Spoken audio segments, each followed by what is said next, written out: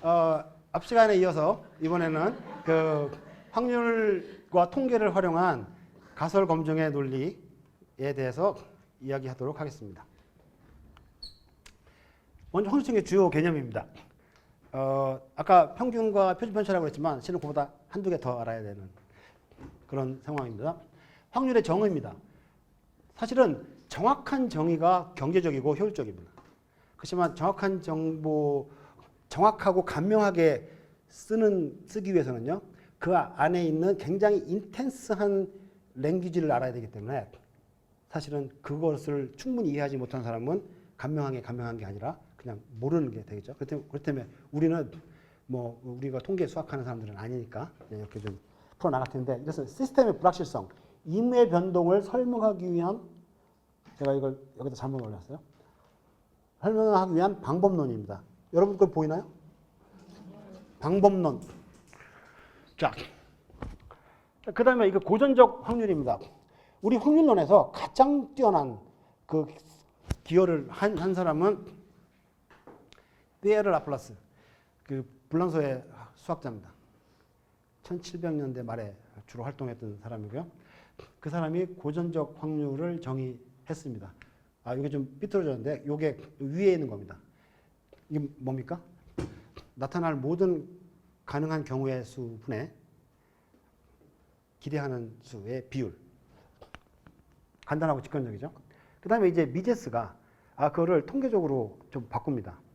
여기서 말하는, 여기 통계란 말이 두 가지로 쓰이는데 어떤 때는 기술 통계를 포함하면서 쓸 때가 있고요.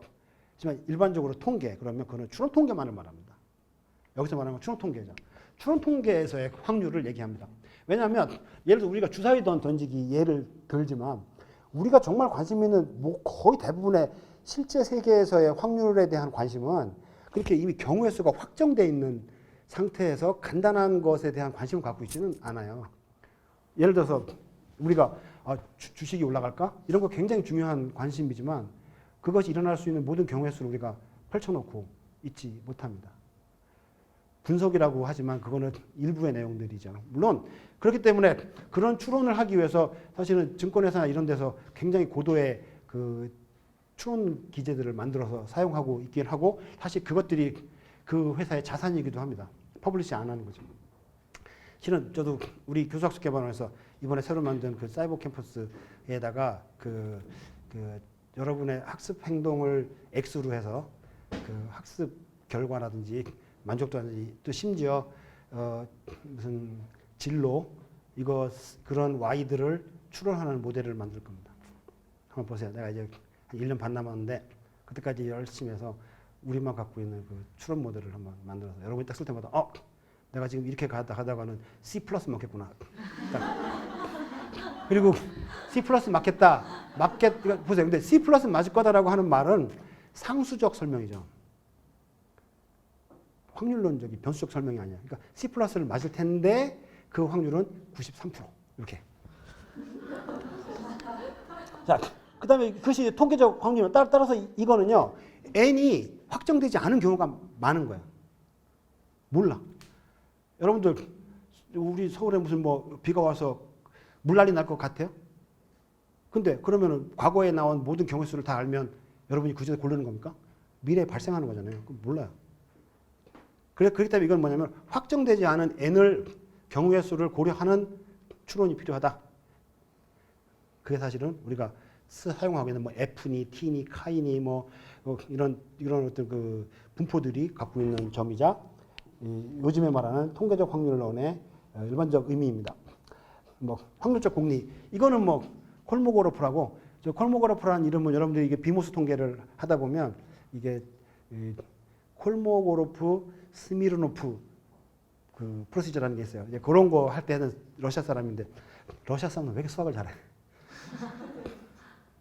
제가 얼마 전에 그 불란서사에서 사는 캐나다 국적의 러시아 출신 여자애를 제가 알거든요.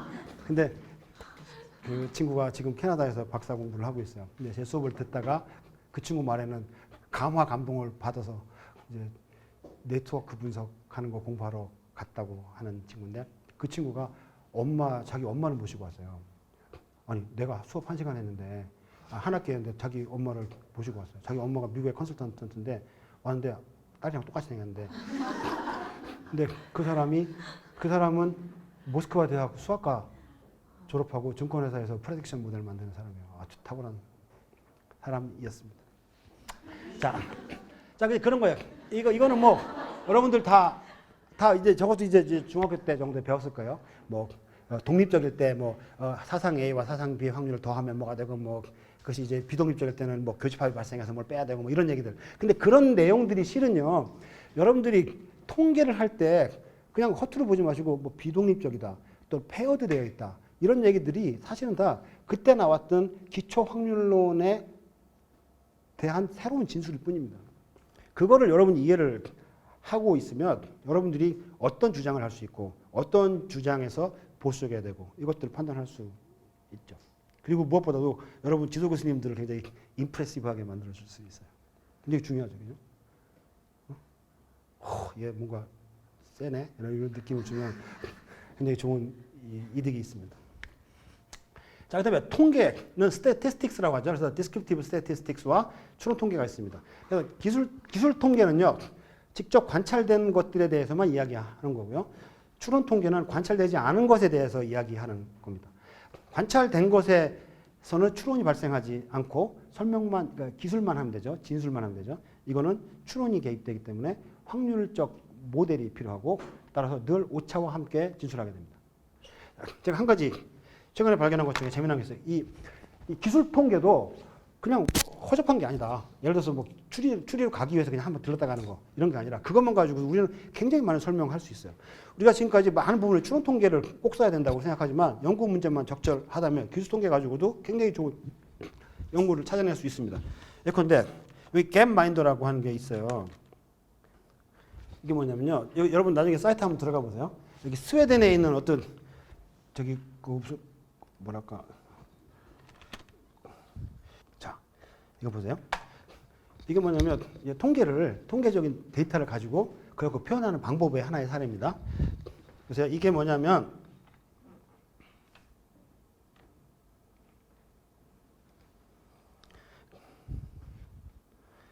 그동안 우리가 통계 테이블 보면 그냥 아주 플레인하게 그냥 이렇게 테이블로 나와서 재미없게 진술되어 있는 건데요. 뭐냐면 두 가지 별량입니다. 하나가 그러니까 여러 나라가 국가별로요. 그 나라의 국민 소득하고 건강지수 두 개를 이 시계열적으로 표현한 자료입니다.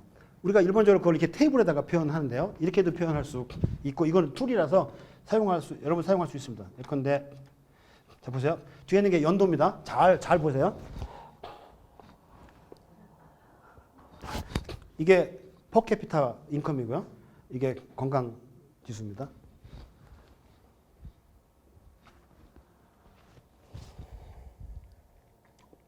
여기서 누가 발전하나 진짜 급속도로 변하는 애가 있어요.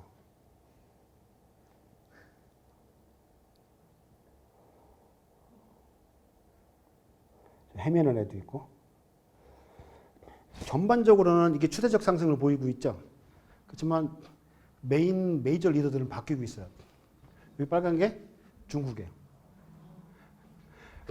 그런데 우리가 시계열 분석을 할 때 뭐 사실 시계열 분석은 통계적 특히 추론 통계에서 굉장히 복잡합니다. 그래서 그 1년, 2년, 3년, 4년 할 때 1년, 2년 거 분석하고 2년, 3년 거 그냥 간단한 게 아니라 뒤로 갈수록 앞에 있는 변이의 영향들을 큐뮬러티브하게 봤기 때문에 해석하기가 굉장히 어렵고 복잡해요.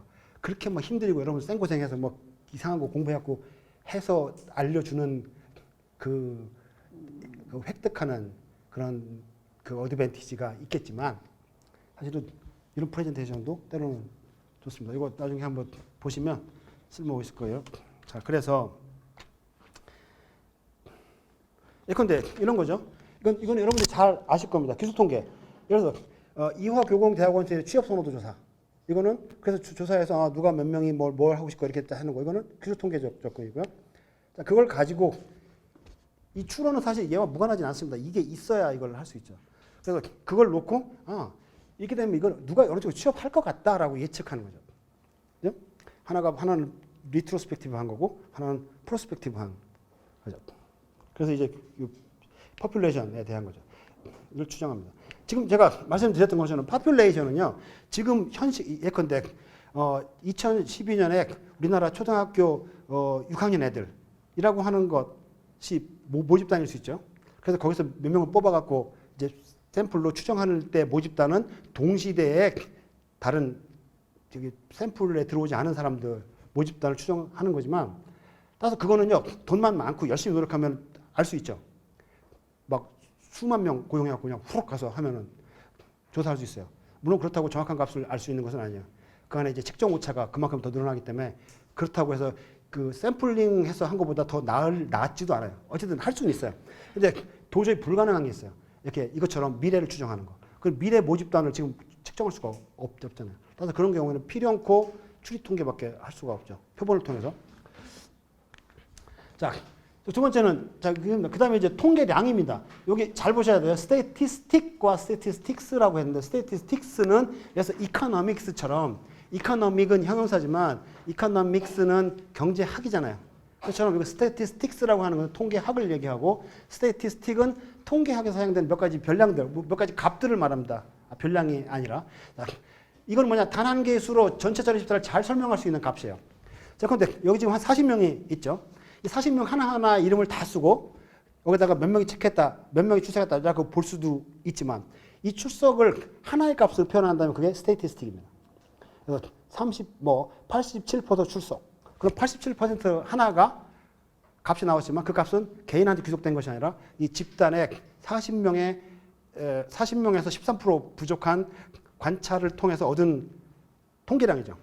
그죠? 집단을 설명하는 거죠. 그리고 이걸 대표값이라도 하고요. 예컨대 평균, 표준오차, 표준편차 이런 것들이 대표적인 예지만 R, 그러니까 correlation coefficient, 또 통계량이고 요인부하량, 여러분 얘기하는 뭐 팩터 로딩 이런 것들도 다 하나의 값으로 나타난다고 본다면서 통계량들입니다. 자, 표본 통계량과 모집단 모수 통계량이라는 게 있습니다. 일반적으로 좁게 말할 때 그냥 통계량 그러면 표본 통계량을 말합니다. 그렇지만 여기서는 그걸 합쳐서 말한다면 통계량에는 두 가지가 있다. 하나가 표본에서 찾은 통계량과 그다음에 모집단의 모수로서 존재하는 통계량 두 가지가 있어서 구분합니다. 그래서 샘플 스태티스틱이라고 합니다.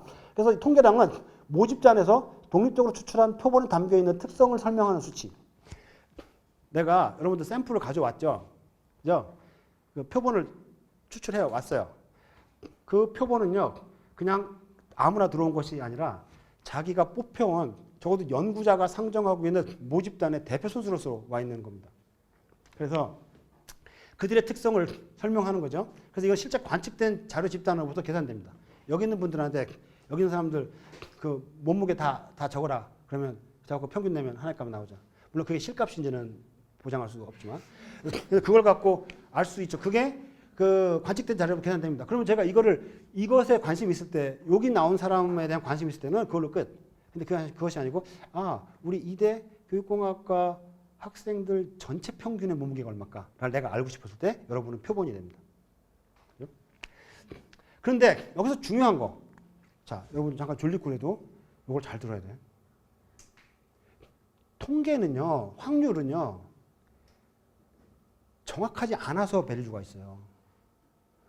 우연의 요소가 있기 때문에 확률이 우리한테 가치가 있습니다. 변해요. 예를 들어서 여기 있는 사람들 만약에 몸무게 평균이 뭐 67kg다. 예? 예컨대 67kg라고 하면 여기 사람 전부 다 67kg는 아니잖아요. 왔다 갔다 하죠. 그죠?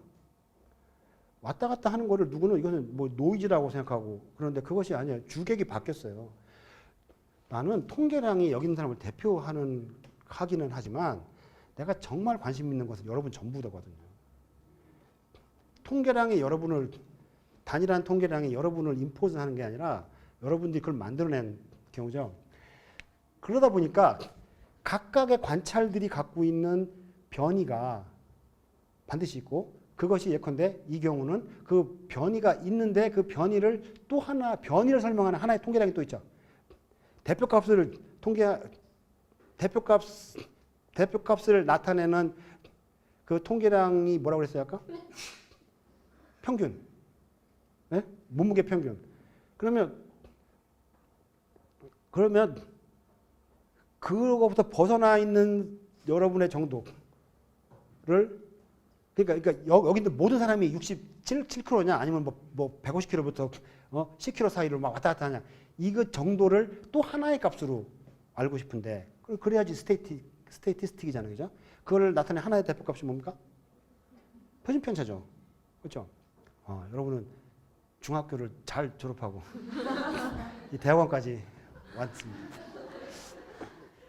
근데 여기서 요 두 번째 줄이 정말 중요해요. 우리가 요게 오늘 하려고 하는 내용의 핵심입니다. 자, 내가요, 이대 대학원생이 2,000명이라고 칩시다. 그 중에서 내가 100명을 뽑았어요. 추출을 했어. 그리고 평균을 딱 재보니까 67kg야. 그러면 67이라고 하는 거를 딱 잡았어요. 그죠? 근데 내가 이 사람들 다시 돌려보내고 다시 한번 해보자 해서 또 막 주사위 돌려갖고 또 100명을 또 잡아왔어요. 그리고 쟀어. 그때 이번에는 몸무게가 32kg야. 평균이. 편하죠. 동일한 모집단에서 왔는데 100명짜리 2개의 표본 세트의 평균이 서로 달라지고 있죠. 무엇이 그걸 다르게 만들었습니까? 다르게 된 것도 원인이 있어요. 그죠? 자, 달라지게 되는 원인을 크게 통계에서는 확률에서는 두 개로 봐요. 하나는 우리가 알고 있는 연구 변수가 얘를 다르게 했을 거다라고 보는 게 하나 있고요. 또 하나는 오히려 더 중요한 게 있는데 우연이라고 하는 변수가 얘를 변화시켰다라고 하는 두 가지로 구분해요. 응? 더 중요한 건 우연의 변수. 그래서 우리는 그걸 뭐라고 불러요? 랜덤 베리어블, 무선 변량. 이렇게 얘기하죠. 근데 그러다 보니까 내가 100명을 잡아와서 평균을 쟀는데 그 값이 차이 나게 되는 거는 우연이라고 하는 변수가 만들어낸 결과죠. 그죠? 그래서 에러는, 그러니까 우리가 보세요. 이라고 말하는 뭐 그런 거는 차이를 나타내는 화살표의 출발점이에요. 걔가 이거 변화를 주는 거예요. 우연은 변량입니다. 실제 해요. 네? 그래서 우연의 변량과 관심 있는 변량을 두 가지를 합치면 내가 원하는 y 값을 몇 퍼센트 설명할 수 있어요?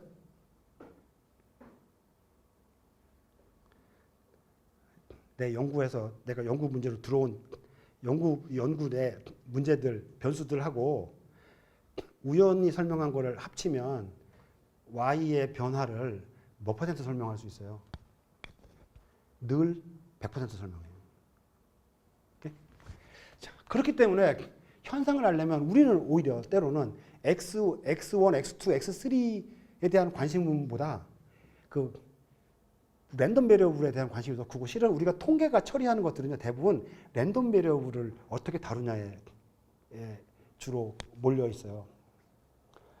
확률론의 뷰티는요 랜덤 베리어블 때문에 그렇고 랜덤 베리어블은 아까 말했던 것처럼 대수의 라지 넘버의 법칙에 따라서 하나의 이벤트를 확인할 수는 없으나 걔가 어떤 비헤이비어를 보이는지는 우리가 공리적으로 알 수 있어요. 공리적으로 안다는 말은 경험해 볼 필요가 없이 수학적으로 논증이 된 따라서 경험할 필요가 없는 공리인 거죠. 믿어도 돼요. 그리고 그래서 요거는 이제 그다음에 이제 영어로 표현하죠. 그리고 또 하나 이게 중요한 게 랜덤 변수는 그렇지만 요게 아까 말한 그 우연의 법칙을 간단하게 민간인 말로 정의해 놓은 거예요. 랜덤 변수는 막 나타나는 것처럼 보이지만 걔들을 자세히 보면 어떤 트렌드가 있어요. 패턴이 있어. 뭐냐? 그거는 모수에 알 수는 없지만 알 수는 없지만 앞으로도 영원히 알 수는 없지만 모수에 존재하는 우리가 알려고 하는 그러니까 모집단에는 우리가 알려고 하는 모수에 영원히 가까이 가려고 하는 행태를 보여요. 마치 자석처럼 질질 끌려가요. 여러분들 이게 쇠 유리판에 이렇게 쇠 깔아놓고 이렇게 자석되면 쫙 몰리잖아요. 걔들이 한 줄로 쫙 쓰지는 않죠.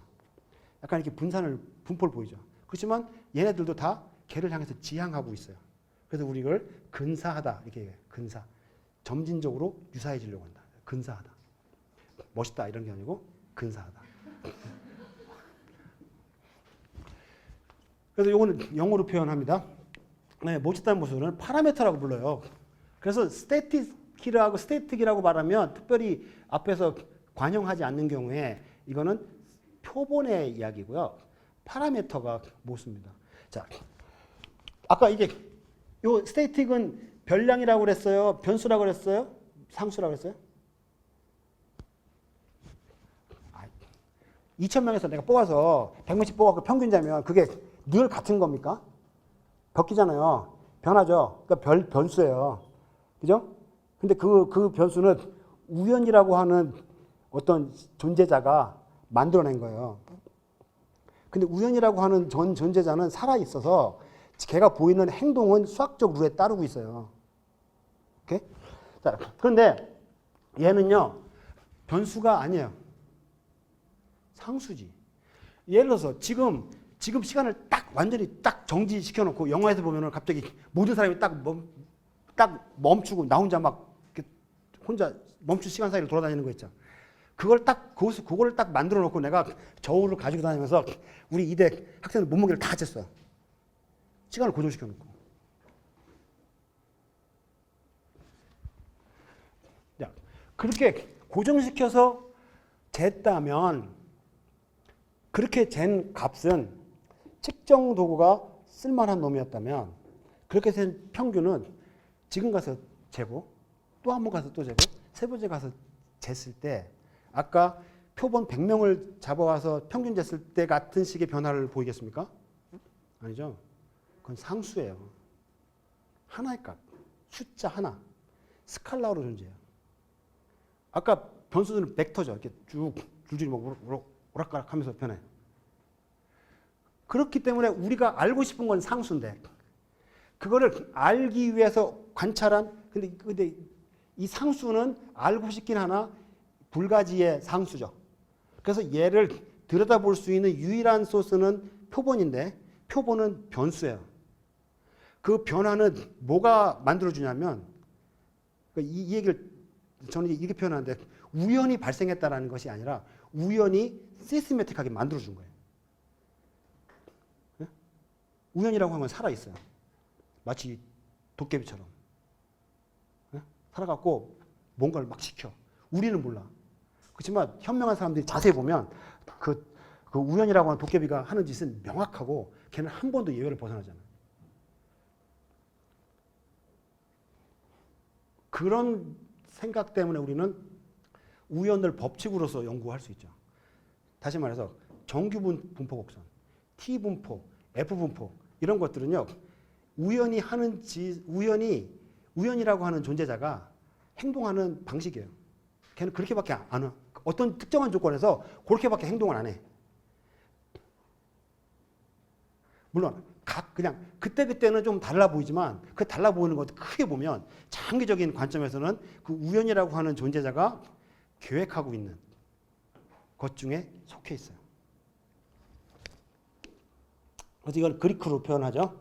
자, 주요 통계량에 뭐가 있냐면 근데 표본의 중심 위치를 나타내기 위한 통계량이 있어요. 평균이라든지 미디안, 최빈치 이런 것들을 통계량으로 계산할 수 있고요. 자, 이 통계량 분포의 중심으로부터 벗어나 있는 걸 또 아는 통계량이 있죠. 그거를 하나의 값을 표현하는 거. 그것이 아까 말한 분산, 표준편차 이런 것들이 되겠고 그다음에 형태를 나타내는 통계량도 있어요. 여러분들 논문 쓰다 보면 외도, 첨도 이런 거 나타나죠.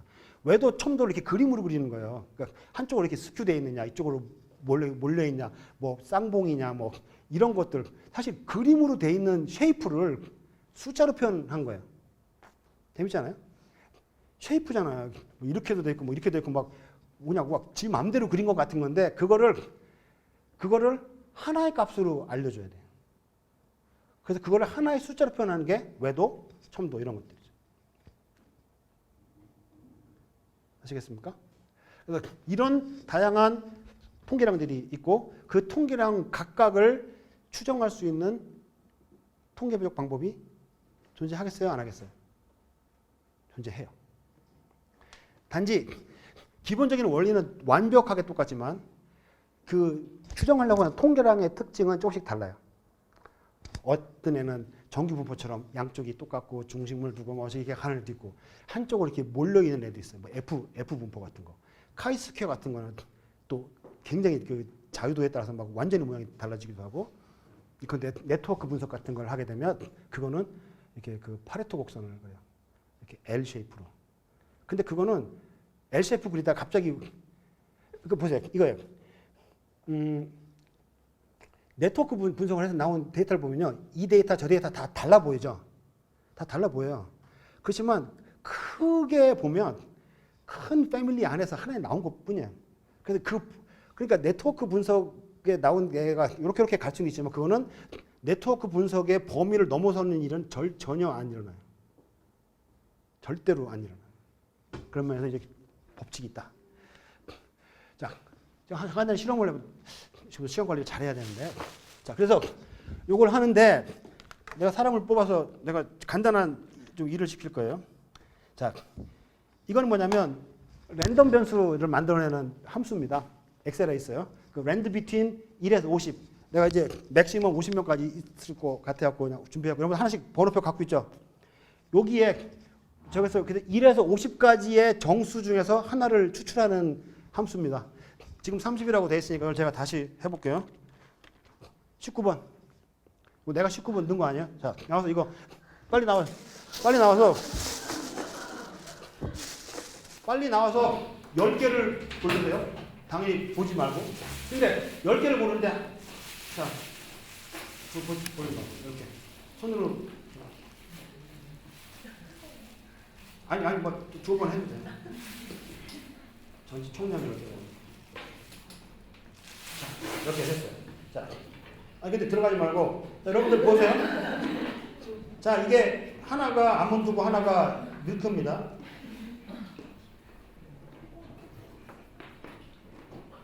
이게 몇 개예요? 5개, 5개죠. 자, 들어가지 말고 잠깐만.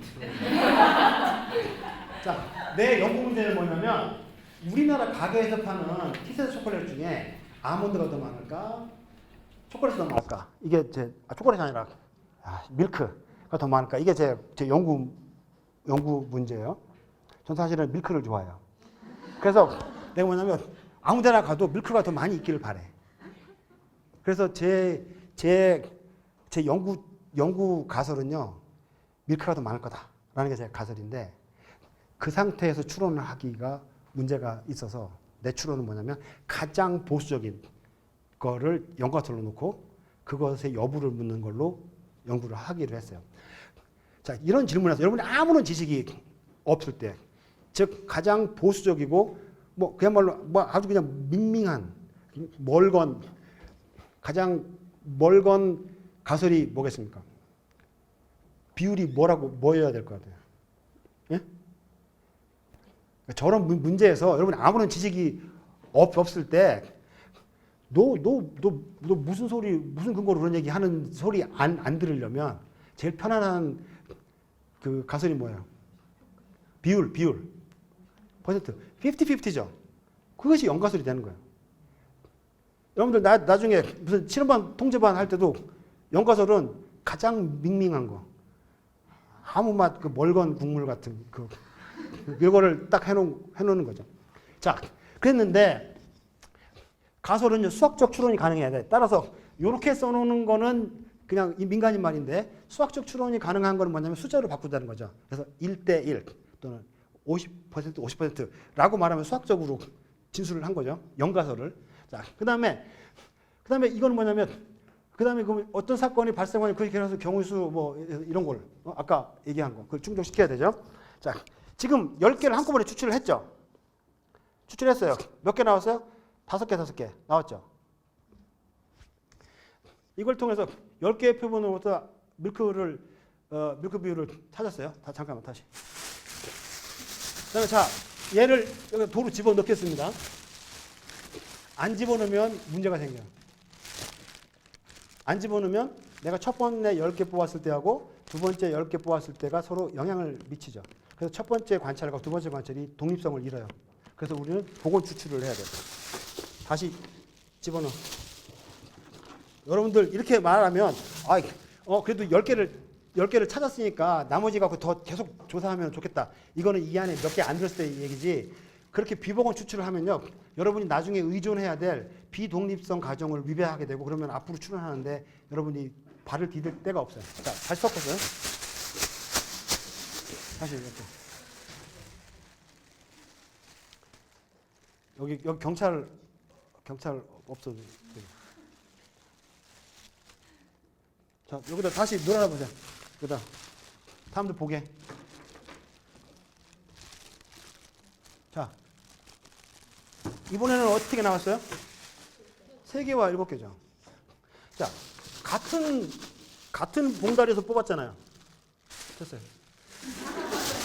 자, 같은 봉다리에서 뽑았고 이거를 다 까뒤집어 보면 이 안에 있는 비율은 상수로 존재합니까? 변수로 존재합니까? 네?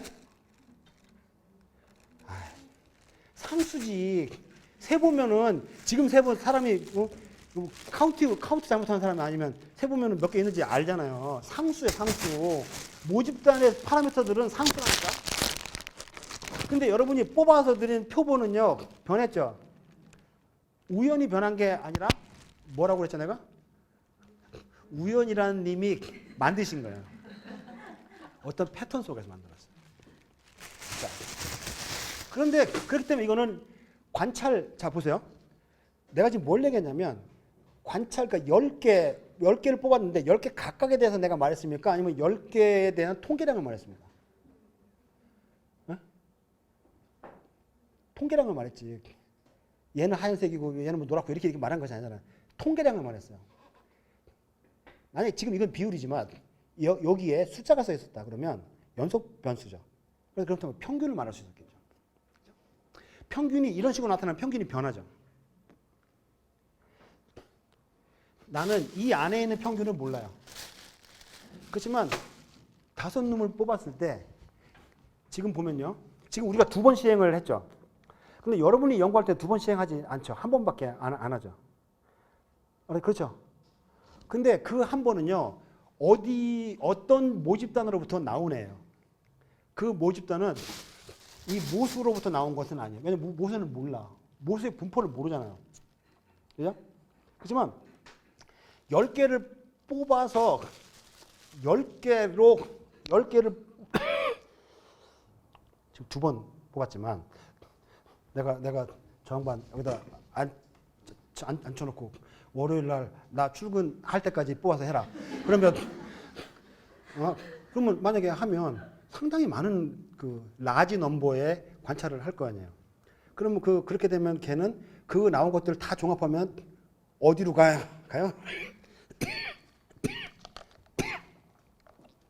네? 걔는 그냥 아무리 많이 해도 수천 번, 수만 번을 했는데 걔가 10번 할 때의 평균적 비율하고 10만 번 했을 때 평균적 비율하고 다르기도 하겠지만 10만 번을 했을 때는 다른 정도가 아니라 어디로 수렴해 가죠. 그죠? 뭐로 수렴해 가? 모집단 모수로 수렴해 가요. 이거는 보장돼 있어요. 그것이 그 우연이라고 하는 그 존재자가 살아가는 방식이에요. 네? 따라서 이 10개를 뽑은 건요. 알지도 못하는 모수로부터 이렇게 나왔다 생각하면 얘기가 끝나. 아무 더 이상 할 얘기가 없어요.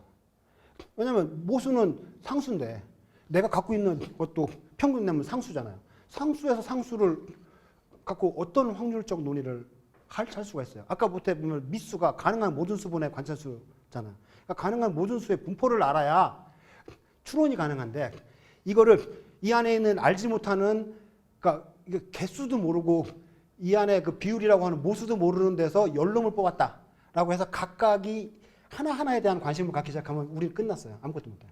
근데 10개가 지금은 2번밖에 안 보였지만 지금부터 월요일까지 또는 심지어 다음 학기까지 계속해서 나타날 수 있는 수억 개의 평균들의 분포 중에서 하나가 나온 거라면 우리는 분포 속에서 추론을 할 수 있죠.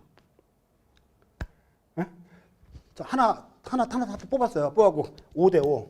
그 다음 가서 보니까 3대7. 또 보고 계속해서 그러면 걔네들은 어디로 수렴해 가기 때문에 대표치도 보일 뿐더러, 그죠?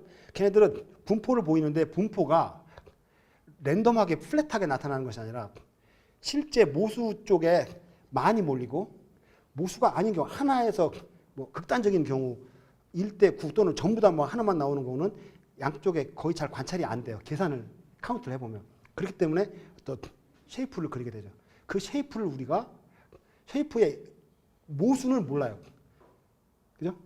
그러니까 다음 학기까지 계속한 게 몇 가가 될까지 우리는 알 수는 없어. 그렇지만 그 숫자는 모르지만 분명하게 아는 거는 그렇게 해봤을 때 나온 값은 모수와 일치한다. 근사하다라고 하는 것을 우리가 알고 있어요. 선험적으로. 그렇기 때문에 공리지. 그죠? 그리고 두 번째, 그렇게 했을 때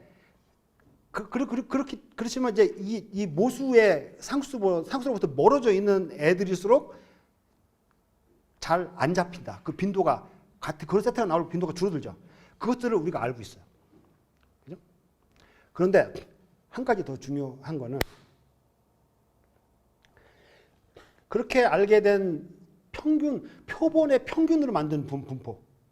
이 각각의 모집단에 있는 분포는 아니고 뽑혀서 나온 한 놈 뽑고 또 그렇게 평균 난 것들을 다 해서 이번 학기 말까지 해서 만든 선생님 진짜 뼈를 깎는 그 고통과 노고로 만들어낸 그 디스트리뷰션, 확률 밀도 분포 곡선은 평균이 모집단의 모수와 근사하고 편차를 갖는데 문제는 그 편차가 얼마인지는 여전히 모르지만 그 편차의 크기가 모집단도 편차가 있을 거 아니에요.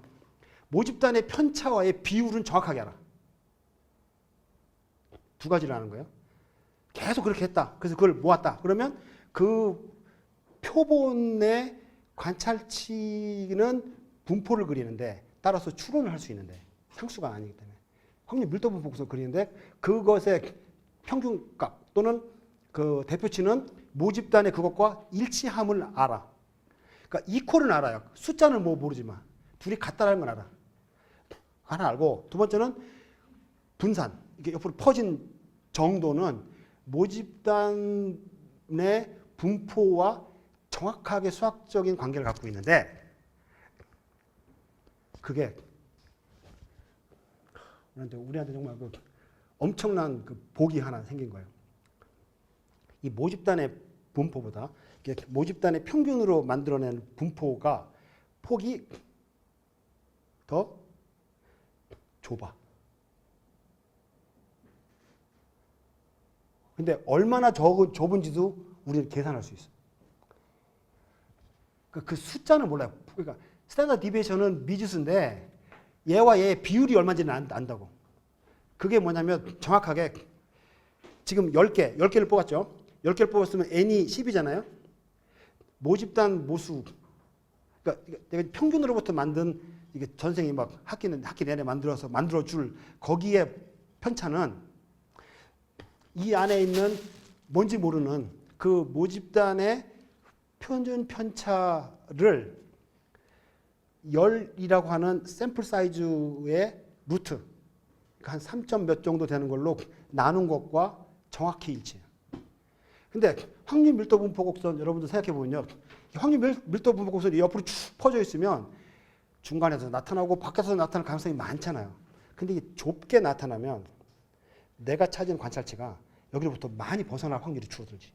즉 내가 뽑은 표본의 그것이 물론 오류는 있겠지만 그 오류가 나타날 수 있는 분포가 오류가 나타낼 가능성이 그 원래 모수에 있는 통계량 그 파라미터를 벗어날 수 없는 좁은 분포 속에서 얘가 나왔기 때문에 내 값이 모집단의 표본의 파라미터가 모집단 모수에 근접할 가능성이 굉장히 높아지는 거죠. 좀 더 그림을 설명할 텐데 그리고 더더욱 중요한 거는 그 분포 곡선, 즉 확률 밀도 분포 곡선의 쉐이프를 우리가 알고 있어서 얘가 어느 정도 확률 안에 실값을 보여줄 거다라고 하는 계산할 수 있어요. 그게 우리의 뷰티입니다. 자, 그래서 이거를 하는 그래서 이제 그렇죠? 그렇기 때문에 이제 요게 필요하다. 그래서 밑에는 별량이 필요하고 위에는 하나의 관찰치가 있어야 돼요. 근데 우리 별량을 확보했잖아요. 지금 아직 하지는 않았지만 선생님이 하지 않았지만 또 앞으로도 할 필요가 없어요. 우리는 그 모집단 어차피 모집단을 모르는 거예요. 지금 내가 말로 뭐 10개씩 뽑아갖고서는 뭐 1년 내내 한다고 그랬지만 그거는 우리가 그것도 표본의 모집단이기 때문에 우리가 그걸 알려고 하지도 않고 알 수도 없어요. 여전히 개념적으로 그렇다는 거지. 그렇지만 내가 갖고 있는 샘플이 좀 그게 어떻게 생겼는지는 모르지만 모집단의 그 쉐입, 이 모집단의 분포와 어떤 관계를 갖는지를 알기 때문에 내가 갖고 있는 이 표본이 말해주는 표본의 통계량, 즉 모집단의 파라미터를 알 수 있는 유일한 소스.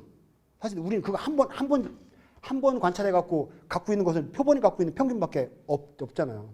그 여러 번 할 수는 없어요. 근데 걔가 좁다란 곳에서 나왔다면 얘가 모집단의 모수로부터 많이 벗어날 가능성이 거의 없게 되는 거죠. 내가 그림으로 보면서 설명해 볼게요. 자, 그래서 답은 중심극한 정리. 센트럴 리미트 테오렘. 아까 말했듯이 이것도 라플라스가 만든 거예요. 아까 확률의 고전적 정의도 라플라스가 했는데 이것도 라플라스가 생각만 한 것이 아니라 수학적으로 증명했어요. 사실은 이 중심극한 정리를 증명하는 거는 뭐 여러 가지 방법이 있는데요. 자, 중심극한 정리입니다.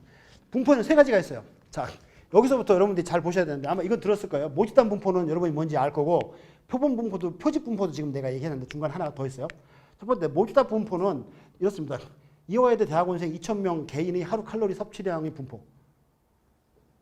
내가 관심 있는 것은 이대 대학원생 전체에 대해서 이 친구들이 얼마나 먹는다가 내 연구 관심이에요. 근데 난 그걸 다 조사할 수가 없어요. 물어봐도 대답도 안 해줄 테니까. 그래서 대학원생 2,000명 개인들이 얼마나 했는지 분포를 알고 싶어요. 이 분포만 안다면 평균도 알 수 있고 분산도 다 알 수 있죠. 내가 관심 있는 건 분포예요. 그렇지만 알고자 원하나 알 수 없거나 아니면 할 수는 있더라도 비용이 많이 들어. 이런 조건은 또 하나는 뭐냐면 측정 오차도 많을 거예요. 몸무게 얼마야 그러면 측정 오차가 생긴다고. 물론 응하지 않는 사람도 있겠고. 여러분 생각해 보세요. 내가 길거리 가는 사람들 여기는 이대생들 대학원생들 전수조사를 했다. 그런데 그중에 응답률이 50%다. 그러면 2,000명 중에서 전수조사를 하려고 했음에도 불구하고 실제로 응답한 2,000명의 평균 칼로리 섭취량은 실제로 모집단의 평균 섭취량을 하겠습니까? 아니면은 로워 또는 어퍼 바이어스가 있겠습니까?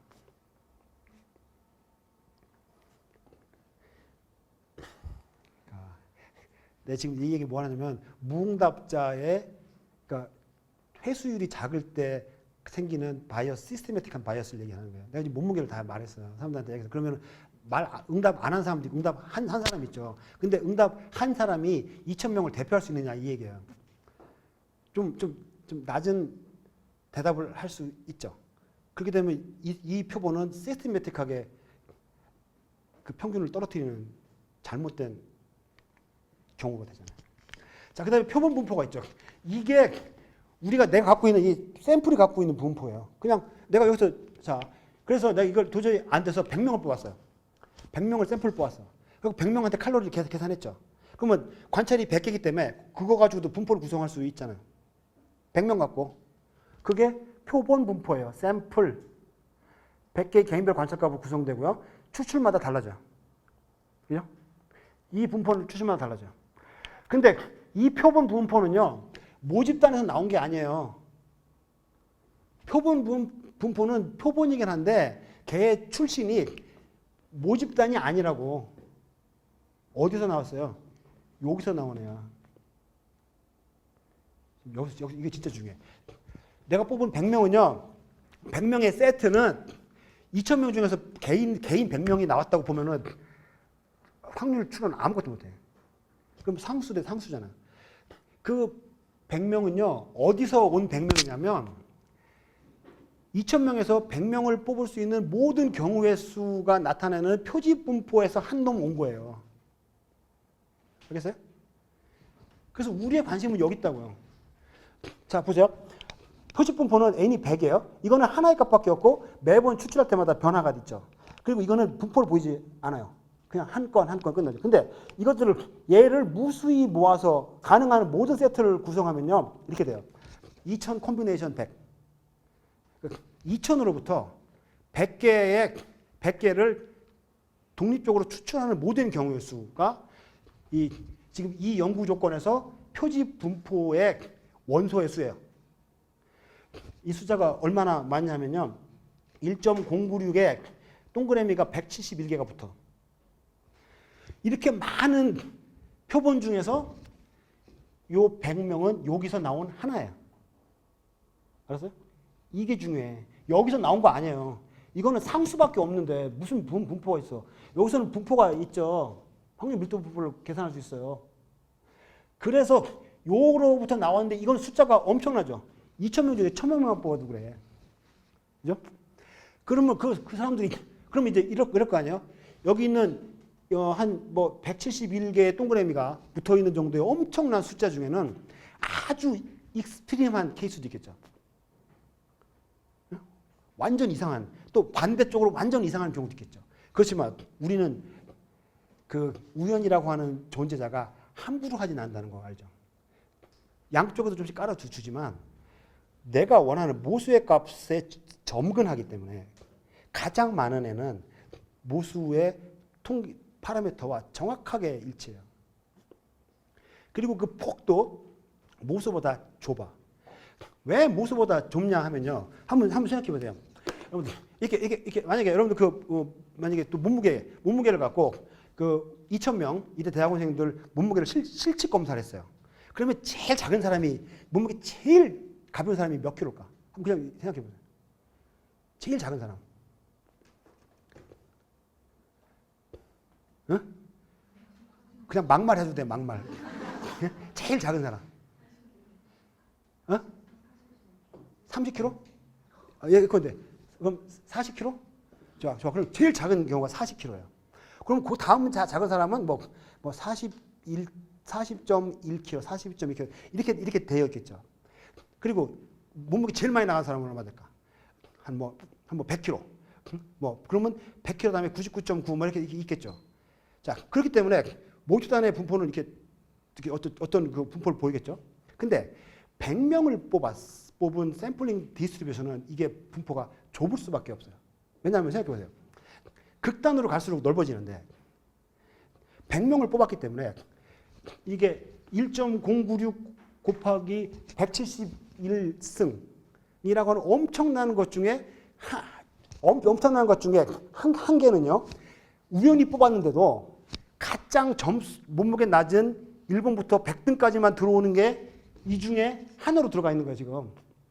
이쪽 반대기 같은 경우에도 가장 몸무게 많이 나는 사람 경우가 2000등부터 2000등 빼기 100등까지가 이 안에 들어가 있어요. 예?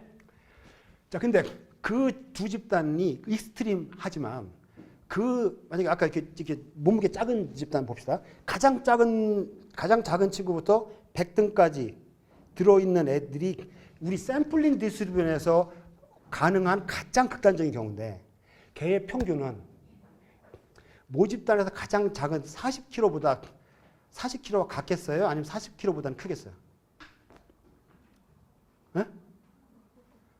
이거 어떻게 해서 크겠어? 작겠어요? 크지? 그러면 반대의 경우 가장 몸무게 많이 나간 친구 개인은 100kg인데 걔부터 시작해서 100명 해갖고 평균 내면 걔는 어떻게 돼? 100보다 같거나 같기도 어렵겠지. 그죠? 들어오죠? 즉 표지 분포의 쉐이프는요. 몰려들게 돼 있어. 몰려드는 거는 추론 통계를 하는 사람한테서는 끝내주죠. 자, 다시. 그 100명이 아니라 200명으로 했어요. 그러면 어떻게 될까? 아까 100명짜리 평균, 극단적인 1등부터 100등까지 낸 평균하고 1등부터 200등까지 낸 평균이 뭐가 더 모수에 근접해 오겠어요? 네? 200명이지. 그렇죠? 근데 그 정도가 대충 뭐 이 정도일 거다라고 생각하는 것에서 멈췄으면 라플라스가 아니지. 그게 어떤 패턴을 계산을 해보니까 샘플 사이즈 100에 루트를 씌운 것만큼 그러니까 이게 줄어들어. 모집단이 얼마인지는 몰라요. 모집단의 분포가 얼마인지는 몰라.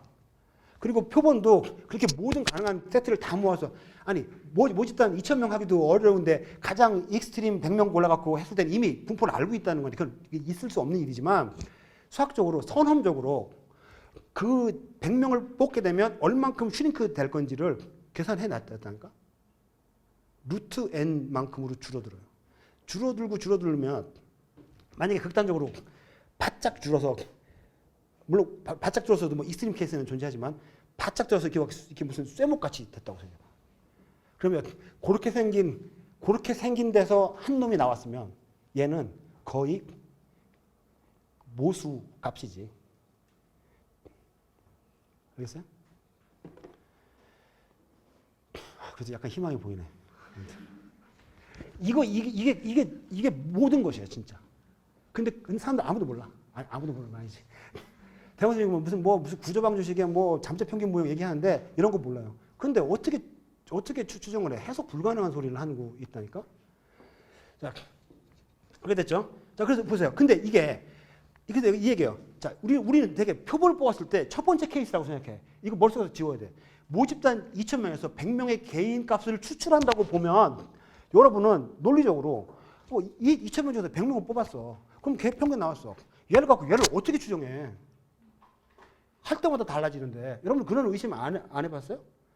그러면서도 확률적 추론 얘기는 논문을 막 써. 그런 게 어딨어. 자기가 이해하지 못하면서. 대부분 다 이렇게 생각한다니까? 마치 한 놈을 더 잡아올수록 미지의 모집단 숫자를 하나라도 줄인다고 생각해.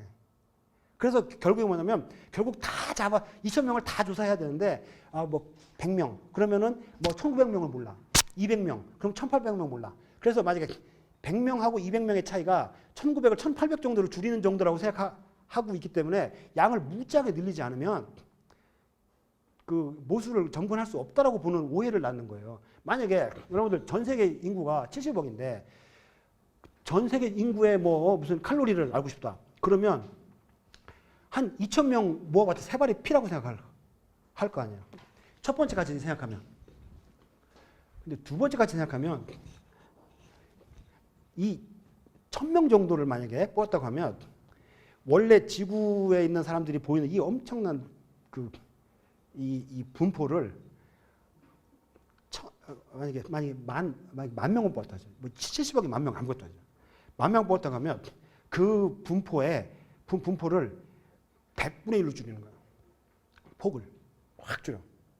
그러면 1,000명 갖고 10,000명 갖고 걸려든 애는 그 다 덫에서 벗어날 수가 없어.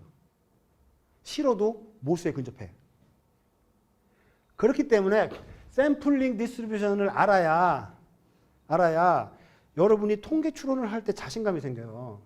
여러분들 수천 명 안 해도 돼. 여러분들 논문 쓸 때 보면 모집단이 한 1,000명, 2,000명 정도 되는데 여러분이 모아놓은 사람이 100명밖에 안 돼. 그래서 마치 진순한 게 내가 조사하지 않은 1,900명이 다 오류다. 아니라니까. 지구를 옮길 수 있는 축을 주면 네가 지렛점과 지렛대를 주면 지구를 움직일 수 있다고 그랬죠. 갈릴레이가. 나한테 여러분들이 1,000명만 주면 내가 전 세계에 있는 모든 모스들을 거의 다 정확하게 다 맞출 수 있어. 69억 9,999만 9,000명을 몰라지 마. 네? 여기 이해됐어요? 그게 샘플을 갖고 추론을 했을 때 엄청나게 효과가 있는 방식이에요. 모집단 조사를 하는 것보다 이게 더 나아. 단, 그 선수들은 대표 선수여야 돼. 따라서 여러분들이 통계를 갖고 신경 쓸 게 아니라 연구할 때 샘플링을 할 때 걔들이 리프레젠테이티브 한 건지 아닌지가 사실은 연구에 훨씬 더 영향을 많이 미치는 거지. 그거 때문에 만약 이런 거예요. 한 번 사람들한테 한 번 그 이렇게 표본을 모았어. 그랬더니 회수율이 떨어져. 그래갖고 한 번 다시 보내. 처음에 모았을 때 50명이었어요. 한 번 더 해서 100명이 돼. 그러면 50에서 100이 늘어 2배 늘었죠. 그러면 수학적으로는 확 줄어들어서 그 p-밸류를 떨어뜨려. 그래서 여러분이 잘 수 있어요. 그렇지만 걔네가 리프레젠테이티브한 것이 아니라 바이어스된 샘플일 가능성이 많아요. 응답률 떨어진 사람이 다시 말할 때는 그거는 리프레젠테이티브 하지 않아요. 그런 식으로 하면 좋은 샘플 100명으로 하는 게 시원찮은 샘플 100만 명 하는 것보다 나아. 네? 이거 여러분들 내가 주말에 나와갖고 엊그저께 무슨 회의도 있고 내가 중간에 이거 자료 만들다가 회의 불려고 하면서 정말 나 돈인 줄 알았는데 그래도 내가 한 보람이 있어야 돼. 이거는 알고 가야 돼. 자, 그렇기 때문에 수백 명이면 충분해. 더 높았다. 더 높은 게 중요한 게 아니야. 자, 그래서 이렇게 생겼죠. 여기 지금 표본이에요. 아까 2000개 원소예요. 여기서 한 번 볼 때 이렇게 볼 때 요 사이에 평균 차이가 나죠. 그죠? 평균 차이가 나는 거는 뭐가 결정해? 뭐가 원인이냐? 우연 선생이 만들어 주신 거고, 그렇게 나온 것들이 요만큼의 서로 다른 애들이 나타날 수 있어요. 이 정도가 되면 얘들 이 평균으로 얘는 얘의 분포가 아니에요. 얘는 얘 분포가 아니에요. 얘 분포는 얘보다 훨씬 넓적하게 생겼을 거예요. 비율을 우리 계산할 수 있어요. 근데 얘를 갖고 이렇게 만들어진 거고, 여러분의 샘플은 이 중에 어느 하나였던 거죠. 100명짜리를. 이게 좁다면, 왜냐면 얘가 보장이 돼 있거든. 대수의 법 법칙에서 얘는 100% 모수의 파라미터와 일치해요. 따라서 이게 좁기만 하면 이 좁은 데서 뽑힌 여러분의 표본의 스태티스틱이 얘로부터 벗어날 가능성은 거의 없게 되는 거라고. 알겠어요? 자, 그래서 중심과 과정은 이렇게 정리됩니다. 모집 단위 정기 분포를 따르지 않을 때에도 모집 표본 평균이 분포. 요거 표본 평균이에요. 모집 단위 평균이 아니라 표본 평균. 표본 평균은 한 개예요? 엄청나게 많지. 뽑을 때마다 달라지고. 그거는 표본 평균은 뭐에 의해서 결정돼? 우연림에 의해서 결정돼. 표본 내 관점. 그리고 이거 표본 평균은 아까 말한 샘플 디스트리뷰션 아니에요? 샘플 디스트리뷰션 내 안에 있는 100명의 평균과 표준 편차고 그거 아니고 걔들이 나온 모든 가능한 그 표본들로 구성된 10에 171승 정도 되는 놈들로 구성되어 있는 애서 나온 개. 그렇죠? 그래서 표본 청문회 점검합니다. 요거는 모집단 모수고요. 얘도 모수예요. 알 수는 없어. 그렇기 때문에 그리키로 썼어요. 근데 얘는 첨자가 붙어 있죠. 요거 X바, X의 평균이라는 얘기죠. 관찰지들의 평균으로 만들어진 얘는 같아. 이거는 같아. 그런데 진짜 뷰티는 얘예요. 줄여줘. 그래서 예컨대 모집단 분포는 이렇게 생겼어요. 맨 밑에. 작은 표본, 작은 n으로 하면은 요거보다는 줄어들어. 모집단보다는. 샘플이, 표본이 커지면 요렇게 돼. 그러면 이렇게 된 상태에서 나온, 물론 그 나온 애가 이런 애일 수도 있죠. 여러분의 큰 샘플 사이즈가 크지만 걔가 요런 애일 수도 있지. 그렇지만 얘에 비해서는 이쪽으로 늘 확률적으로 훨씬 가까운 애들만 걸려들잖아. 그래서 아까 처음에 여기서 말했던 뭐냐면 어떤 분포를 모집단의 정기 분포를 따르지 않을 때도 표본의 분포는 정기 분포에 가깝게 된다라고 하는 것에 대한 설명이에요. 자, 이거는 전형적인 2, 3분포죠. 주사위. 1, 2, 3, 4, 5, 6이 나올 확률은 똑같아. 하나를 던졌을 때는. 이건 마치 모집단에서 한 놈 한 놈 관찰했을 때와 마찬가지죠. 근데 얘를 두 개를 뽑아서 두 개를 한꺼번에 던졌을 때의 평균 값을 쭉 모아서 보면 이렇게 돼. 자, 이게 1과 1을 더했을 때 이 더한 값의 평균은 1이죠. 3의 평균은 1.5지. 그래서 여기 나와 있는 요 숫자들을 구간에다가 배치하면 이렇게 돼. 샘플이 두 개만 돼도 원래 모집단이 완전히 플랫한 애를 정기분포로 몰고 간다니까. 셋, 넷, 다섯, 여섯 되면 확 줄어들어. 따라서 2, 3번 분포로서는 아무리 추정도 못해. 그냥 뭐 그러려니 뭐 그런가 보다. 다음에 하면 뭐 또 달라질 텐데. 한 놈씩만 보면. 왜냐면 한 놈씩에 대해서는 알려진 분포가 없거든. 하나씩의 알려진 분포를 알면 모집단 분포를 알아야 되는데 그거는 순서가 거꾸로 된 거예요. 내가 그걸 알고 싶어서 샘플링 하는데 이미 알았는데 뭐 그걸 해.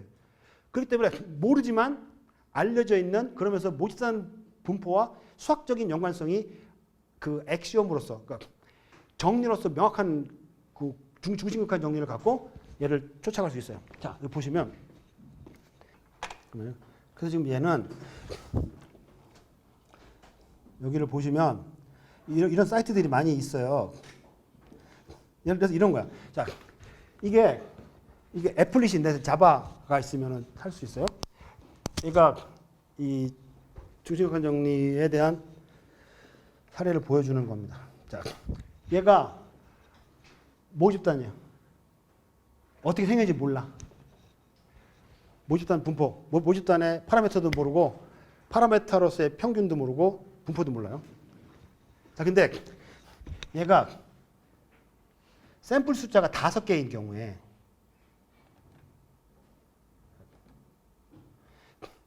이게 뭐냐면 여기서 얘가 컴퓨터가 랜덤으로 준 거예요. 그러니까 여기서 막 랜덤으로 뽑다 보니까 이런 애들이 뽑혀왔죠. 대개 이쪽에 있는 애들이 뽑힐 것보다는 여기 애들이 뽑힐 가능성이 좀 많겠지. 자, 근데 이걸 계속 해보면 이번엔 약간 이쪽으로 갔고 얘는 뭐냐면 자, 첫 번째 시기에서 나온 평균을 갖고 구성하고 두 번째 하면 그러니까 이게 계속 표본들이 표본 분포를 갖고 표집 분포를 만들어가는 과정이에요. 샘플 5개 갖고. 그렇게 되면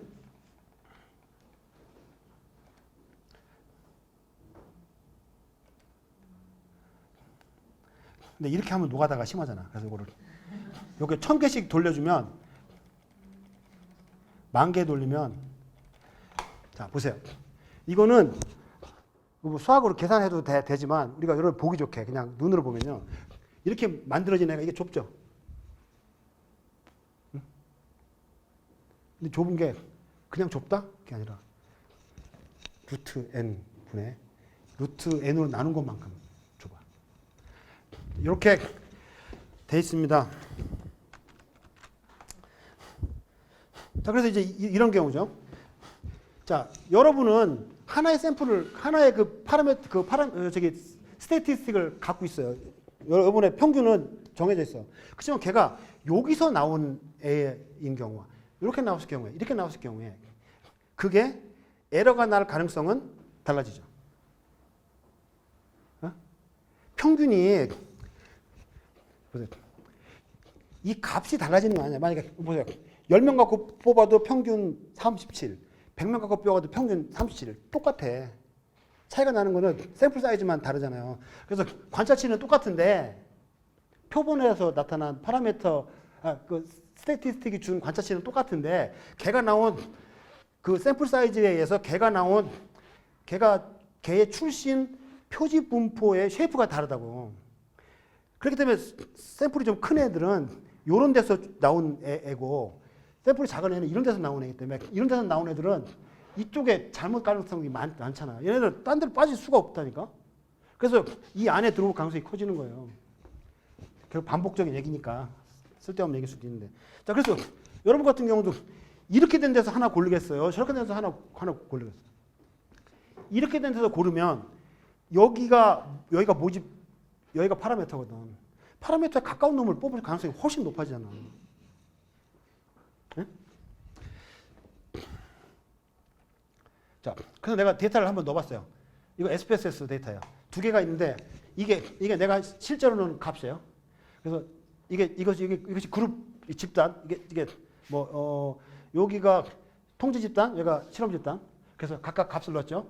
여기서도 평균 계산할 수 있죠. 여기서도 표준 편차 계산할 수 있지. 그때 생긴 표준 편차와 평균은 얘가 보이는 분포를 뭐라고 그런다고 했어요? 표본 분포예요, 표지 분포예요? 이 숫자만으로 계산된 분포가 표지 분포예요, 표본 분포예요? 표본 분포지. 얘가 나온 수만 개의 요런 저랑 비슷한 애들의 평균으로 구성된 애가 표집 분포고, 그래서 얘는 그 표집에서 온 하나의 샘플이고, 얘는 표본에서 100개 뽑은 게 아니에요. 절대로 그렇게 생각하면 안 돼. 그럼 아무런 얘기를 할 수가 없다니까? 분포가 없는데. 모집단은 우리가 알려고 하는 통계량은 다 상수들이에요.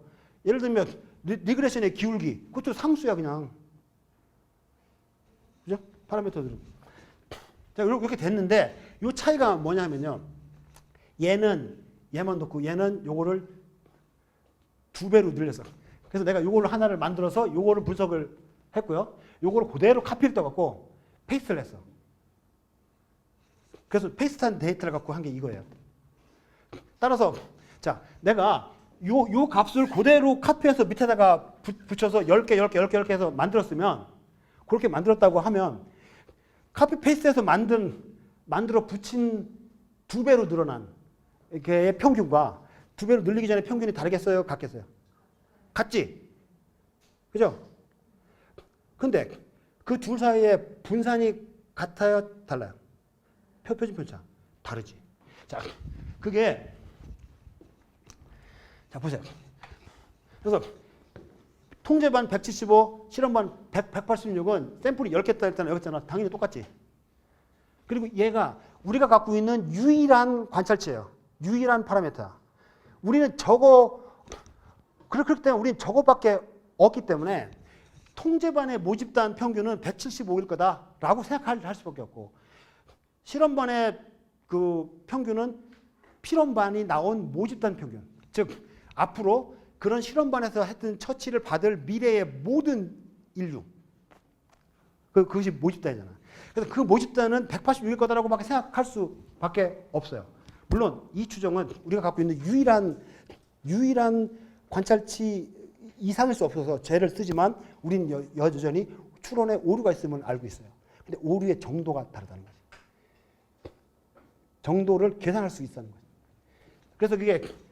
그래서 요거는 아까 말한 그 센트럴 그 리미트 테오림의 자, 얘의 평균은 모집단 평균 같다. 우리 이거밖에 믿을 수 없어요. 더 중요한 거는 이건 물론은 이 값은요. 그 오차님의 결정이에요.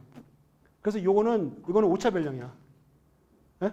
그렇긴 해도 그 분포가 좁은 데서 온 그 오차량이 작은 데서 온 그쪽 출신의 애도 있고, 이게 좀 폭포짐한 데서 온 애들도 있다는 거지. 그래서 요거를 보면, 그래서 이제 자, 이건 그렇고 이게 그 센트럴리티 테오림의 세 번째. 첫 번째 건 뭐예요? 모집단 분포가 정규 분포가 아니라도 표본의 샘플링 디스트리뷰션은 정규 분포에 정근한다라고 하는 것에서 그것이 하나 있었고, 두 번째는 그 모집단 표본 모집단 평균은 모집단의 평균과 평균에 근사한다. 그게 이제 이 얘기고. 그래서 이게 더 중요한 건데 이제 그 분산의 문제인데, 편차의 문제인데, 자, 그래서 요걸 보면 여기 10이죠. 요게 n이잖아. 그래서 그걸 요거다 집어넣으면 된다고. 그다음에 표준 편차 여기 우리가 발견한 유일한 이것밖에 없는 걸 여기다 넣고, 평균의 표준 오차. 자, 편차는요. 우리가 계산은 똑같은데 표준 편차라고 말하면 그거는 표준 편차는 모집단 또는 표본 분포의 편차를 얘기하는 거예요. 근데 표집 분포에서 나타나는 편차는 표준 오차라고 불러. 여러분들 통계 테이블 그 영어로 된 여기 그 SBS 올리면 S2라고 써 있는 스탠다드 에러. 스탠더드 에러는 내가 갖고 있는 뭐 샘플의 평균으로부터 샘플의 관찰들이 벗어나 있는 표본 분포의 스탠더드 디비에이션도 아니고 모집단의 스탠더드 디비에이션은 전혀 아니고 그건 모르니까. 그건 뭐냐면 이 샘플이 나타날 표집 분포가 보이는 표준 편차를 표준 오차라고 불러서 구분을 해요. 그래서 요 세 개 값을 알았죠? 그렇게 되면 그게 뭐냐면 이게 여기 나타나면 이제 1.789 얘는 6.567 얘를 3.162 10의 루트 15로 나누면 정확하게 이 값이 나온다고. 그래서 이 안에 있는 숫자들이 요 공식에서 계산된 것들이에요. 기술 통계량에 나와 있는. 자, 얘들을 뭐라고 불러? 이걸 파라미터라고 불러요? 스태티스틱이라고 불러요? 이것들? 통계량이야, 모수야? 여기는 통계량들이죠. 모수는 여기에 나타나죠. 그렇기 때문에 얘는 통계량이기 때문에 추정이 들어가지 않았죠. 추정이 들어가지 않았기 때문에 통계적 추론 확률이 여기 있는 확률이 들어갈 자리가 없어. 근데 이 여기 이 추리 통계량에는 추론이 들어갔기 때문에 유의 확률이 들어가죠. 자, 그게 됐고 이것도 마찬가지죠. 단지 차이는 여기가 n의 차이가 있을 뿐이죠. 표준 편차도 차이가 있죠.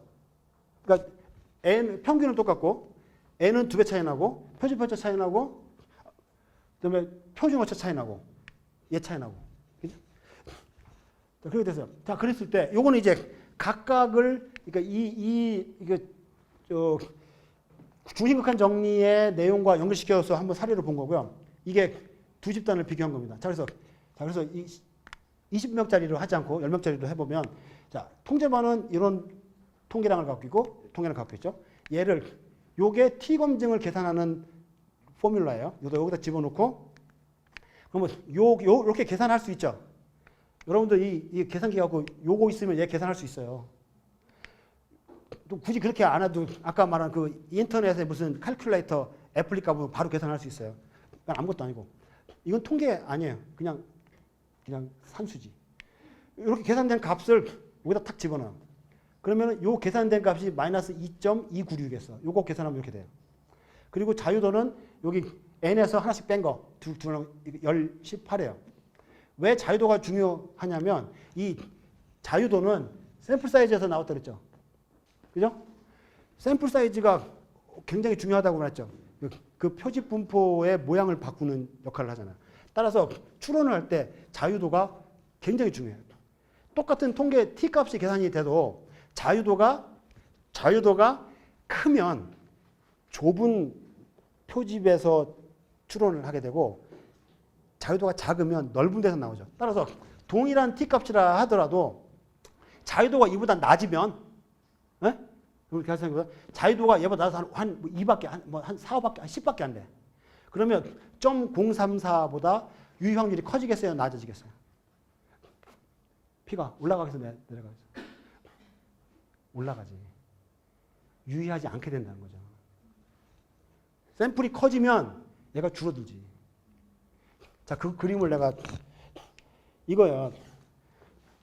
자, 이렇게 나타나야 돼. 요게 18이라고 하는 애가 있는데 이 얘기는 뭐냐면 이게 자유도가 18인 애를 갖고 두 집단의 두 집단 이 조건에서 적용할 수 있는 T 분포는 이렇게 생겼어요. 이게 18보다 작았으면 이렇게 생긴 T 분포. 그러니까 T 분포는 한계가 아니죠. 자유도에 따라서 무한히 많은 종류의 서로 다른 T가 있었어요. 왜냐하면 이게 그 자유도가 샘플 사이즈가 이 쉐이프를 변화시키기 때문에 계속 변한다고. 그건 F도 마찬가지예요. 다. 샘플 사이즈에 따라서 이게 오그라들어서 늘어지거든. 자, 그렇게 됐을 때 얘가 나타나는데 마이너스 2.296이라는 말은 우리가 영가설이 뭐였어요? 평균이 같다. 아무 차이가 없다. 즉 여기가 영가설 포인트예요. 0. 근데 마이너스 2.296이라고 하는 말은 표준화된 값으로 여기서부터 2.296 표준 편차만큼 밖에 나와 있다. 즉 이거를 벗어날 수 있는 확률은 3%밖에 안 된다는 거예요. 요 면적. 이게 지금 오류 면적이죠. 에러가 날 수 있는 가능성이 적어서 이렇게 됐을 경우에 0.034. 0.034는 뭐예요? 요 면적이지. 여러분들 확률 밀도 분포 곡선에 대해서 이해하고 있죠? 그것이 T든 뭐 Z든 무엇이든 간에 높건 나쁜 찌그러졌든 뭐 어쨌든 그것이 확률 밀도 분포 곡선이라면 그 확률 밀도 분포 곡선의 선 아래에 있는 면적은 뭐예요? 1이야. 이렇게 몰려있든 플랫하든 다. 그렇기 때문에 이것이 요 안에 있는 것은 면적으로 계산할 수 있어요. 그 면적이 0.034라는 거죠. 자, 그리고 이거는 양측 검증이니까 양쪽에 나타나고. 그래서 이게 0.296만큼 이쪽으로 가는 거예요. 만약 따라서 자유도가 0이라면 이거는 그야말로 50대 50. 아무런 추정도 할 수 없고 그냥 아무런 의미도 없는 숫자가 되는 거죠. 그래서 이것이 귀무가설. 평균 차이가 제로인 이게 귀무가설의 라인이에요. 여기서부터 벗어나 있는 거리죠. 즉 귀무가설의 기각시켜야 될 가능성이 커지는 거예요. 이쪽으로 바깥으로 갈수록. 자, 그래서 추리 통계랑. 근데 이제 아까 그 계산을 보면요. 여러분 이거를 보셔야 되는데 우리가 지금 보면 뭐 T다, F다, 뭐 여러 가지 막 통계량들을 하고 있는데 그 통계량들은 그 의미는 다 똑같아. 뭐냐면요. 보세요. 이게 여기 지금 Z점 점수예요. 정규분포. 이거는 전수조사했을 때 뭐냐면 이 Z값. 정규분포의 Z값은 모집단의 관찰치를 모집단의 평균으로 한 거를 그 표준편차로 나눈 값이죠. 근데 중심극한 정리를 통해서 오면서 여기는 기술통계 영역이고 요 아래로 하면 추리통계로 바뀌어요. 이거는 전수조사한 거예요. 그러니까 우리가 Z분포, 정규분포는 전수를 알았을 때 분포인데 이거는 요 선을 넘어가면서 추리통계로 내려오는데 이게 T분포. 요 T분포는 일별량 T분포. 요 T는 X가 그렇기 때문에 이건 하나의 관찰만 한 그룹의 관찰만 했을 경우고 요거는 두 그룹에 비교했을 때. 그래서 우리가 지금 하는 실험반 처치반 같은 경우에는 이 통계량을 써야 돼요. 근데 달라 보이지만 자세히 보면 어떤 공통점을 갖냐면 이게 뭐예요? 모집단의 표준 편차죠. 그죠? 얘는 표본의 표준 오차야. 여기 나온 S나 시그마나 뭐 S1 뭐 이런 것들이 다 표준 편차의 다른 이름들이에요. 이 위에 있는 거는 뭐냐? 두 가지의 거리를, 관찰치의 거리를 얘기해. 즉, 이 Z나 T나 뭐 일별량 T나 이별량 T나 앞으로 나타날 F나 이런 것들이 다 뭐냐면 우리가 생각하는 모습값과 관찰된 값 간의 거리를 그들 각각의 표준편차 또는 표준편차의 다른 이름들로 나눠준 것. 그리고 그 조건에 따라 약간의 그걸 조정해주는 뭐 루트 n을 씌우냐 안 씌우냐 이거는 중요한 게 아니라 조정해주는 문제고 표준편차로 차이를 정규화시킨 값들이 다 추리통계의 통계량들이에요. 심지어 이게 뭐냐면 내가 이번 시간에 내가 이걸 못 다루지만 이 코릴레이션 코에피션트예요. 상관계수, 피어스 상관계수. 얘는 평균의 차이를 말하는 거지만 얘는 사실은 그 상관 정도 기울기 같은 걸 말하는 거기 때문에 전혀 다른 것처럼 보이지만 요 생긴 걸 한번 보세요. 이것도 X에서 X 뺀 거를 X의 표준 편차로 나누고 Y의 놈들을 Y의 표준 편차로 나누고 필요하면은 N이 적정한 구성에 들어가 있고 때로는 그걸 하나의 값으로 하고 하나는 그걸 더하고 그 차이일 뿐이에요. 즉 기준값과 기준으로 벗어난 값 그리고 그거를 그 척도가 서로 다르기 때문에 한꺼번에 비교할 수 없기 때문에 정규화시켜서 직접 비교할 수 있는 통계량을 만들어야 되다 보니까 그거를 다 편차 또는 편차에 준하는 어떤 스태틱들로 나눠준 거예요. F도 그래. 또는 적어도 여기 있는 것들의 변형 모델들이에요. 자, 결국 이 얘기는 뭐냐면 우리가 계산하고 싶은 게 뭐였냐면 분포를 알고 분포로부터 나의 관찰이 얼마나 떨어지는지를 알고 싶은 거예요. 표준화된 정도를. 지금 말로 X에서 X평균 빼갖고 시그마로 나누면 이게 만약에 몸무게든 킬로미터든 그 척도가 달라도 그걸 표준 편차로 나눠놓으면 비교할 수 있는 하나의 표준화된 거리로 나타나잖아요.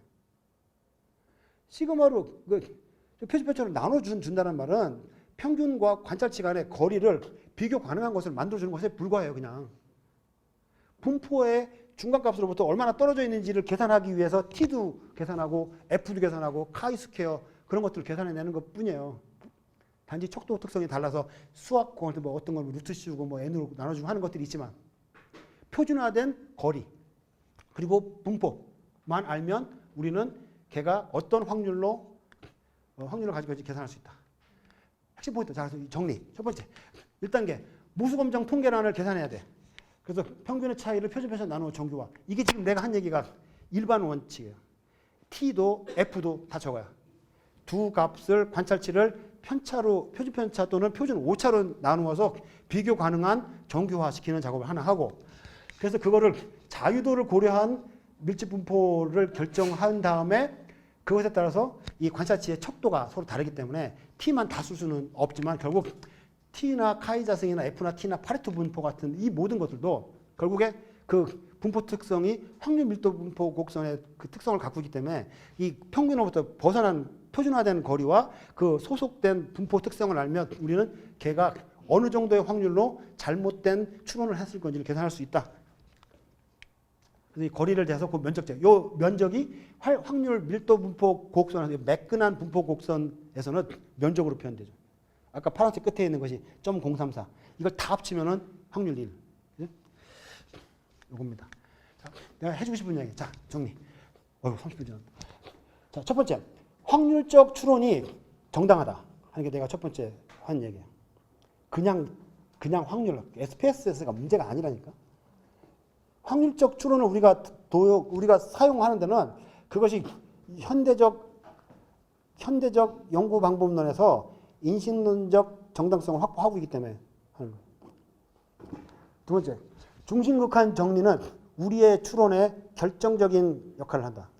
우리의 표본은 각자 개인적으로 못으로부터 온 100명을 모아놓은 것이 아니에요. 걔는 그 세트로 구성 가능한 모든 표본으로부터 온 사람들이에요. 온 세트야. 사람도 아니야. 그냥 세트. 그 세트 안에서 변이는 표본 분포지만 걔가 온 모집단은 표집 분포예요. 표집 분포가 있기 때문에 표집 분포란 말은 정확히 말하면 표집 확률 밀도 분포. 그렇기 때문에 확률적 계산을 할 수가 있어 이제. 두 번째. 그래서 결국 그래서 그 분포를 알게 되면 그 다음에 연가설 축으로부터 얼마나 떨어져 있을지를 재는 거죠. 연가설로부터 떨어져 있다란 말은 연가설이 아니란 말이잖아. 연가설은 우리가 관심 갖는 게 아니에요. 예를 들어서 두 집단 간의 평균 차이가 없다라고 하는 게 연가설이라고. 그래서 걔를 중심으로 분포를 꾸려놓고 내가 관찰한 애가 극단적으로 예외로 발생하면 이런 관찰이 연가설이 사실인 조건에서 나타날 수 있는 확률은 지극히 낮다. 따라서 우리는 돌아서서 연가설을 쏘는 거야. 연가설로부터 나와서 마치 연가설이 진짜인지 하는 것처럼 통계적 테스트를 하는 척 했는데 그 연가설을 전제로 한 분포 가운데 0이 있잖아. 연가설을 중심으로 한 분포가 옳다고 생각해서 내 관찰치를 보니까 얘가 옳다라는 전제라면 내 케이스는 지극히 예외적인 애라. 그러면 예외적인 애가 하나 걸렸다라고 하고 말 수도 있지만 그게 5% 미만이라면 우리는 돌아서서 우리의 출신이었던 연가설을 날리는 거지. 달리 말해서 우리 모집단은 연가설에서 나온 것이 아니라 연가설이 아닌 다른 모집단으로부터 나왔을 거라는 거죠.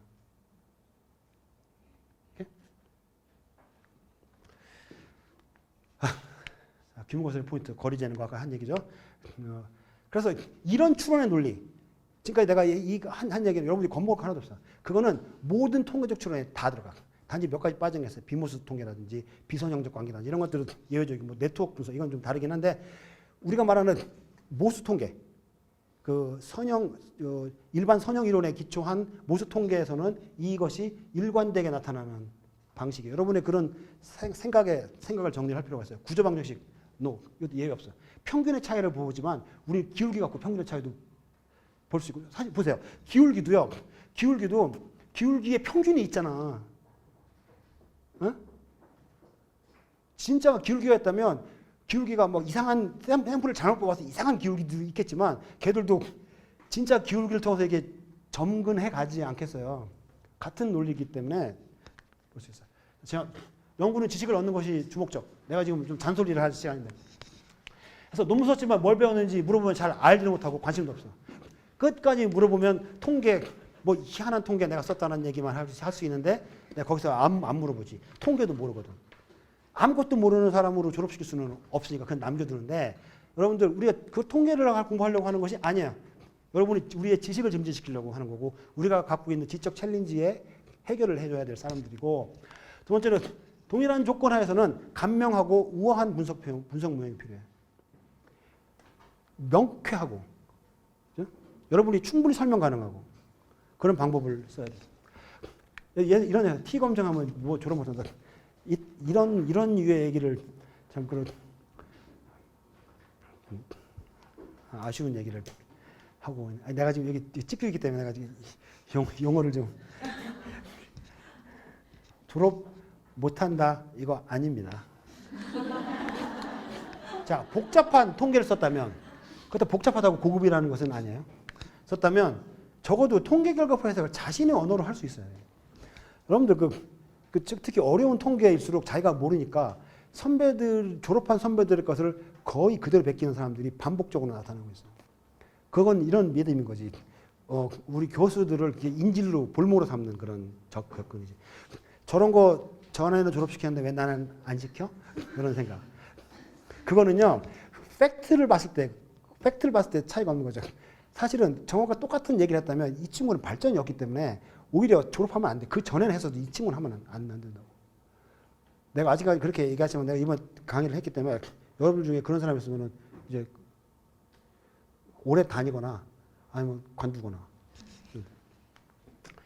이거. 오류의 그 재난의 대물림. 어? 말도 안 되는 소리가 반복적으로 나타나는 아무런 반성도 없이. 그리고 우리는 실천학문이라서 나는 처치 같은 거 좋다고 생각해요. 통계적으로 설문지 돌려서 쉽지. 솔직히 선배한테 대충 물어갖고 구조방식 돌리면은 데이터 갖고 뭐 하루면은 떡치지. 그 뭐 분석도 뭐 잘 됐건 잘못됐건 누가 뭐 대충 써놓은 거 있으니까 갖다 얹어서 숫자만 이렇게 리플레이스 해도 되고. 그렇지만 그 우리한테 무슨 지식의 증진을 줘요? 물론 맨날 그것만 할 수는 없어요. 그렇지만 적어도 여러분 중에 상당한 사람들이 그런 인커리지를 받을 필요가 있어요. T검증 웰컴. 트리트먼트를 하면 그리고 괜히 우아하게 설명하고. 그리고 또 하나 아까도 말했죠. 그 미래 세 가지 조건을 충족시키기 위한 것 중에 통계적으로 할 수 있는 건 하나밖에 없어요. 두 개는 설계적으로 해야 돼요. 랜더마이제이션 시켜야 되고 그래야지 혼잡 변수 통제하죠. 그리고 처치 먼저 하고 관찰 나중에 해야 되죠. 실험해야 돼. 훨씬 힘들어. 그래서 이쪽 통계로만 대충 하려고 하는 거 있죠. 잘 알지도 못합니다. 끝. 미안합니다. 자, 수고들 많이 했습니다.